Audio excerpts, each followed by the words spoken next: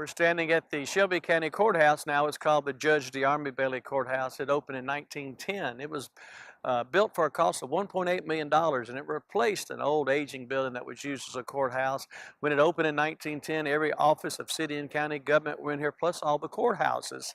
Now, the building was designed by Hale and Rogers, which were leading national architects in our country at the time. There was a blue ribbon commission of 5 citizens that were in charge of the design, 27 different designs of the building. This is blue Bedford limestone here, the whole building of the exterior from Indiana.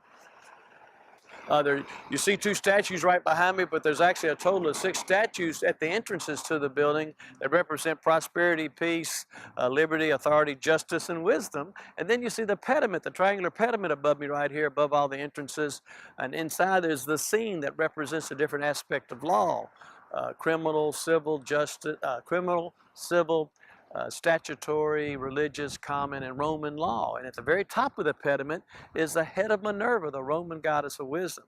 Now, through the 20th century, the building started aging. You get that mid-century modern look, drop ceilings and things like that. So in the 1980s, the building underwent an $18 million restoration to bring it back to its former glory on the interior, mainly the Cuban mahogany wood, the marble from 7 different states. So you could not duplicate this building now. There's a lot of interesting features. A lot of history to our community has gone on here, from the Peabody Hotel being bought on the courthouse steps to the Lorraine Motel being bought on the courthouse steps in the 1970s and 80s. The Judge DeArmy Bailey Courthouse from the exterior is basically the same as Don Newman saw it 60 years ago today.